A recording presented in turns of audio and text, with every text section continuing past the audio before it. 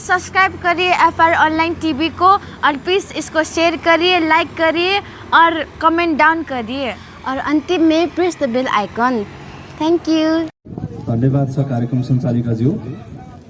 यो Mongol national organisation Megang गाउँपालिकाको दोस्रो ऐतिहासिक अधिवेशन घोषणा सभा कार्यक्रमका सभाध्यक्षज्यू, यस कार्यक्रमका प्रमुख अतिथि तथा मंगोल नेशनल अर्गनाइजेसन केन्द्रीय सभाका वरिष्ठ केन्द्रीय सदस्य आदरणीय दाई शान्तिलाल धिमालज्यू, कार्यक्रमका विशेष अतिथि मंगोल नेशनल अर्गनाइजेसन केन्द्रीय सर्वोच्च सभाका सदस्य सानबहादुर मेचेज्यू, ड्यासमा आसन ग्रहण गरेर बसिराख्नुभएका केन्द्रीय सभाका पदाधिकारीज्यूहरू, प्रदेश सभाका पदाधिकारीज्यूहरू, नुवाकोट जिल्ला सभाका पदाधिकारीज्यूहरू र नुवाकोट जिल्ला सभा अन्तर्गत विभिन्न स्थानीय तहहरूबाट आउनुभएका सम्पूर्ण उपस्थित पदाधिकारी प्रतिनिधिज्यूहरू र यो मंगोल नेशनल अर्गनाइजेसन मेगाङ गाउँपालिकाको दोस्रो अधिवेशनलाई सभ्य र भव्य रूपमा सम्पन्न पार्नको निमित्त उपस्थित हुनुभएका तपाईँ सम्पूर्ण चिर परिचित मंगोल प्रेमी महानुभावहरूमा मंगोल नेशनल अर्गनाइजेसन केन्द्रीय सभाको तर्फबाट र मेरो आफ्नो व्यक्तिगत तर्फबाट यहाँहरू सबैलाई जुझारु क्रान्तिकारी स्वागत टक्राउन चाहन्छु। स्वीकार्नुहोस्। जय मंगोल। समयको पाबन्दी छ, म तपाईहरुसँग धेरै लामो समय लिन चाहन्न। स्थानीय तहको निर्वाचन तपाईँ हाम्रो घर दैलोमा प्रचारबाजी भएर आइसकेको छ। यसकारणले गर्दाखेरि म थोरै कुराहरू यो बीचमा राख्न चाहन्छु। यो विषयमा म धेरै लामो समय लिन चाहन्न, किनभने यो मंगोल नेशनल अर्गनाइजेसनको विषयमा यो गाउँपालिका भित्र हामी दोस्रो अधिवेशन गर्दै गर्दाखेरि यो संगठनको विषयमा धेरै चर्चा परिचर्चाहरू भइसकेको छ। यही चर्चा परिचर्चाको कारणले गर्दाखेरि यो संगठनको दोस्रो अधिवेशन भनेको मेरो आफ्नै परिवारको नयाँ नेतृत्व छान्ने अथवा मेरो आफ्नो परिवारको एउटा नयाँ अभिभावक चुन्ने अथवा छान्ने एउटा समय हो भनेर तपाईहरु सबैजना आइसक्नु भएको छ। यो भित्र नै अघि नै धेरै कुराहरू आइसकेको छ। यो कार्यक्रम सुरुवातदेखिबाट धेरै वक्ताहरूले आफ्नो अभिव्यक्ति अथवा आफ्नो मन्तव्य राख्ने क्रममा निर्वाचनमा जोड दिनुपर्ने यो मुलुकमा रहेको समस्त हामी मूलवासी मंगोलहरूको हक अधिकार अस्तित्व सुरक्षित गर्नुपर्ने र यो देशको जुन एउटा सुगम भविष्य छ, यो देश आजसम्म जुन एउटा दयनीय अवस्थामा जहिले पनि फसे गर्यो, यसबाट उठाउनको निमित्त तपाईँ हाम्रो भूमिका, तपाईँ हाम्रो नेतृत्व यो मुलुकलाई आवश्यकता छ। यसकारणले गर्दाखेरि निर्वाचनको बेलामा अथवा चुनावको बेलामा चाहिँ मंगोल नेशनल अर्गनाइजेसनलाई चुन्नुपर्छ, मंगोल नेशनल अर्गनाइजेसनलाई हामीले बुझ्नुपर्छ, बुझाउनुपर्छ भन्ने लामो कुराहरू अतिथि वक्ताहरूबाट आइरहेको छ। र यहाँ आउँदै गर्ने क्रममा स्थानीय तहको निर्वाचनमा चुनाव चिन्ह हामीलाई दिएको छैन, यो विषयमा पनि धेरै कुराहरू किताकाण्ड भएर आइराखेको छ। र यही विषयमा रहेर म तपाईहरुसँग दुई चारवटा कुरा राख्न चाहन्छु। त्यो कुरा के राख्न चाहन्छु त भन्दा आज मंगोल नेशनल अर्गनाइजेसनलाई निर्वाचन आयोगले स्थानीय तहको निर्वाचनमा चुनाव चिन्ह कुखुराको भाले दिँदैनौ हैन, दललाई निर्वाचन आयोगले प्रदान गरेको चुनाव चिन्ह दिँदैनौ। त्यो 6वटा दलले मात्रै पाउने अथवा नेपालमा अहिले विद्यमान रहेका जो अंकगणितको हिसाबले ठूलो भनिएका, व्यवहारको हिसाबले पतन भएका जम्मा 6वटा राजनीतिक दललाई मात्रै निर्वाचन चिन्ह प्रदान गर्ने मंगोल नेशनल अर्गनाइजेसन सहित यो जस्तै जुन संगठनले आज देशको नेपालको संघीय कानून अनुसार कथित थ्रेसहोल्ड पार गर्न नसकेका अन्य राजनीतिक दलहरूलाई स्थानीय तहको निर्वाचनमा चुनाव चिन्ह नदिने भनेर निर्वाचन आयोगले यति बेला जुन एउटा निर्णय गरिराखेको छ अथवा जुन एउटा स्थानीय तहको निर्वाचन ऐन पारित गरेर ल्याएर हामीलाई त्यसको दफा प्रयोग गरेर आज चुनाव चिन्ह किन दिन्नौ भन्दै रहेछन् भन्ने कुरा हामी काठमाडौँमा बसेर बहस गर्दै थियौं। तर त्यो कुरा किन दिन नखोजिराखेको रहेछ भन्ने कुरा बुझ्नको निमित्त हामी स्थानीय स्तरमा अथवा चाहिँ ग्रामीण बस्तीहरूमा छिर्नु पर्ने बेला भइसकेको रहेछ भन्ने कुरा चाहिँ हामीलाई अहिले अनुभूति भयो। त त्यो के अनुभूति भयो यति बेला भन्दा अहिले चाहिँ मंगोल नेशनल अर्गनाइजेसन प्रति यो संगठनको निर्वाचन चिन्ह चुनाव चिन्ह कुखुराको भाले प्रति जनताहरूको एउटा समर्थन आइसकेको रहेछ। यस कारणले चुनाव चिन्ह दिनु हुन्न भन्ने पक्षमा यिनीहरू पुगेको रहेछ भन्ने कुरा चाहिँ यो दोस्रो मेगाङ गाउँपालिका अधिवेशनको यो उपस्थितिले त्यसलाई चाहिँ देखाइराखेको छ। तपाईहरु भनेको मंगोल नेशनल अर्गनाइजेसनलाई माया गर्नको निमित्त यो संगठन मार्फत मात्रै हाम्रो अधिकार आउँछ भन्ने ठाउँमा आइपुगिसक्नु भएको अवस्था छ। अहिले अब निर्वाचन आयोगमा यति बेला दुईटा बहस आइराखेको छ। बहस के आयो त भन्दा एउटा चुनाव चिन्ह दिने कि नदिने, अर्को एउटा बहस के छ त भन्दा निर्वाचनको बेलामा एउटा उम्मेदवारले 25 लाख होइन अब बढाएर 5 करोड खर्च गर्न पाउने प्रावधान आउनुपर्छ भन्ने दुईटा बहस सुरु भएको छ। अब यो दुईटा बहसले के देखाउँछ त भन्दा जनताको बीचमा यति बेला जनताले मन पराउने एउटा वैकल्पिक राजनीतिक शक्तिको रूपमा होइन, अब त प्राथमिक राजनीतिक शक्तिको रूपमा, जसको सिद्धान्त, जसको दर्शन, जसको भिजन छ, त्यो भिजनलाई पछ्याएर अब चाहिँ मङ्गोल नेसनल अर्गनाइजेसन ठिक रहेछ, यही दललाई भोट दिनुपर्छ भनेर जनताहरू तयार हुँदै गर्दा अहिले बहस के आयो त भन्दा मङ्गोल नेसनल अर्गनाइजेसनमा चुनाव चिन्ह चाहिँ नदिने अनि जनतालाई, जो जनता अहिले पनि राजनैतिक रूपमा अचेतन अवस्थामा बसेको जनतालाई फेरि पनि उही एमालेको नाममा, उही माओवादीको नाममा, उही काङ्ग्रेसको नाममा, उही राप्रपाको नाममा, उही समाजवादी पार्टीको नाममा विभिन्न आवरणमा आएर फेरि पनि जनतालाई 2-4 हजार पैसा होइन, अब मङ्गोल नेसनल अर्गनाइजेसन आयो, हिजो 1000 पैसा दिएर जनताको मत हामीले चाहिँ के गर्यौं त भन्दा झुक्यायौं। अब चाहिँ एउटा मतदातालाई 1000 होइन 5000 दिन पाउने व्यवस्था ल्याउनु पर्छ भन्ने विषयमा चाहिँ यिनीहरू अहिले बहस सुरु गरिराखेको अवस्था छ। यसकारणले गर्दाखेरि म सम्पूर्ण उपस्थित आदरणीय आमा बुवा, दाजुभाइ तथा दिदीबहिनीहरू, तपाईहरुलाई म चाहिँ विशेष अनुरोध गर्न चाहन्छु, अपिल गर्न चाहन्छु। अघि नै पूर्ववक्ता मित्रहरूले लामो आफ्नो अभिव्यक्तिको क्रममा, आफ्नो मन्तव्यको क्रममा जोडै गरिराख्नु भएको थियो। एमसीसी को कथा व्यथाहरू अब यो तपाईहरुले देखिसक्नु भएको छ। एमसीसी भनेको राष्ट्रको पक्षमा छ कि राष्ट्रको विपक्षमा छ कि त्यो त अब तपाईहरुले मूल्याङ्कन गर्दै हुनुहुन्छ। तपाईहरु सबैजनाले अनुभूति गरिराख्नु भएको छ।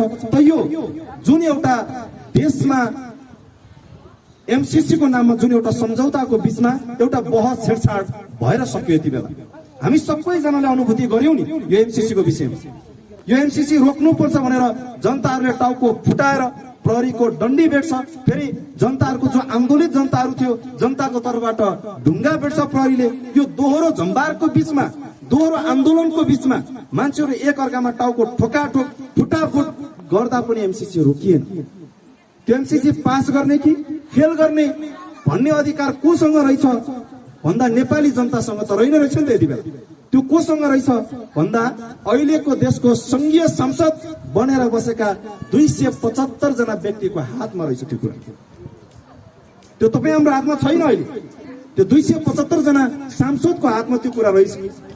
जनताले त आन्दोलन गर्यो तलबाट, तर 275 जना मध्येको त्यहाँभित्र भएका बहुमत सांसदहरूको मन मिले पछाडि त्यसलाई पारित गर्दै गयो। अब तपाई रोएर पनि फिर्ता हुने कुरा भएन, तपाई म आत्मदाह गर्छु भनेर पनि फिर्ता हुने कुरा भएन।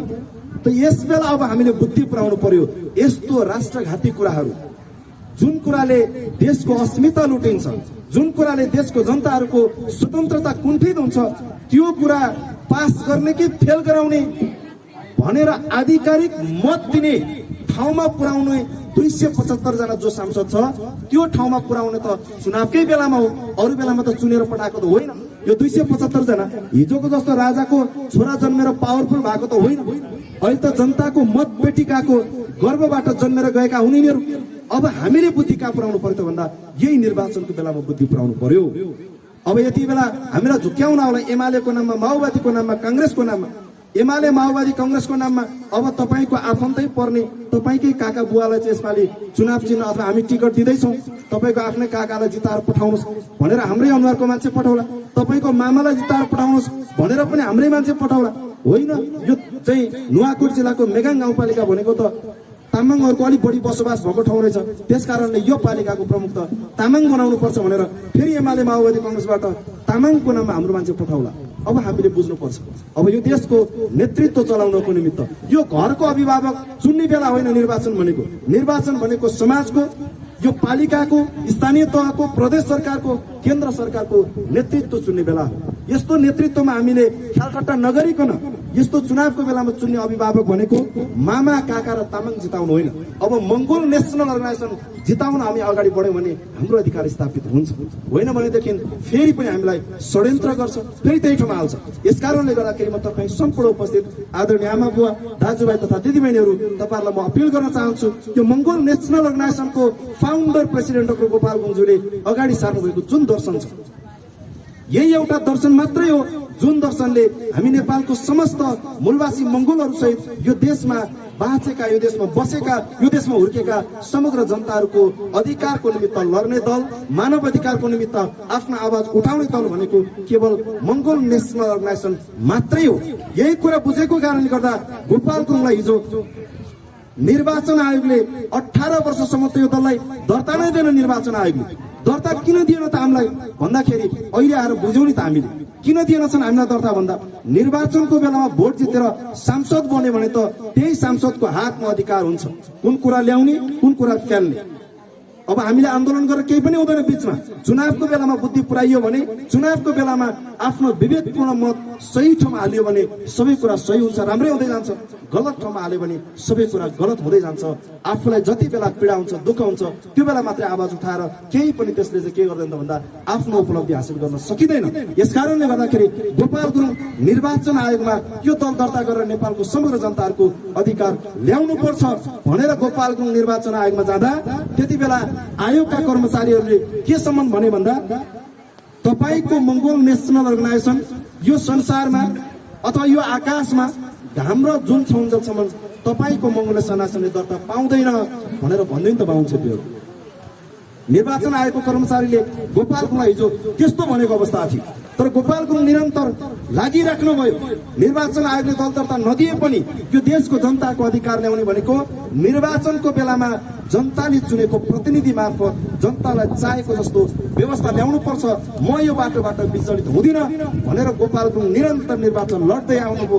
निर्वाचन जतिवटा भयो त्यो सबै निर्वाचनहरू हिजो 2048 सालको निर्वाचन, 2051 सालको निर्वाचन, 2056 सालको निर्वाचन पनि गोपाल गुरुङले लड्दै आउनुभयो, जित्दै पनि आउनुभयो। त्यति बेला स्वतन्त्रको हैसियतले मंगोल सेनासनले चुनाव लडे पनि नेपालको सुदूर पूर्वमा रहेको इलाम जिल्लाबाट स्थानीय तहको निर्वाचनमा त्यति बेला झन्डै झन्डै 50-55 वटा स्थानहरूमा अथवा त्यतिवटा चाहिँ सिटहरूमा मंगोल सेनासनले जित हासिल गरेर आएको थियो। अन्तिममा गएर 2046-47 सालमा गोपाल गुरुङ निर्वाचन आयोगमा दल दर्ता गर्न जाँदाखेरि यो संसारमा हाम्रो जुन रहेसम्म दल दर्ता नै हुँदैन तपाईको मंगोल सेनासन भनेको त्यसको करिब 18 वर्ष बित्दा नबित्दै 2064 सालमा आएर बाध्य भएर यो संगठनलाई निर्वाचन आयोगमा दर्ता दिन कर लाग्यो।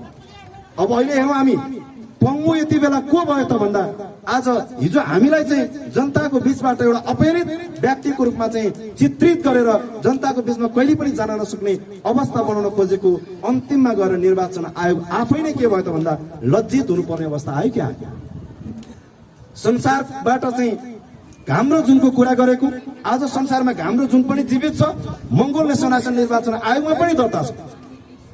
अब अहिलेको परिवेश पनि त्यही हो। अहिले के गर्यो त भन्दा स्थानीय तहको निर्वाचन घोषणा गर्यो, चुनाव पनि गराउँछन् पनि यिनीहरू चुनाव। अनि चुनावमा के गर्यो त भन्दा कथित थ्रेसहोल्ड लागू गरेर थ्रेसहोल्ड पार नगरेको दललाई चुनाव चिन्ह दिँदैनौ भनेर उनीहरूले घोषणा गरेर आज मंगोल सेनासनलाई निर्वाचन चिन्ह दिनबाट वञ्चित गरिराखेको अवस्था छ।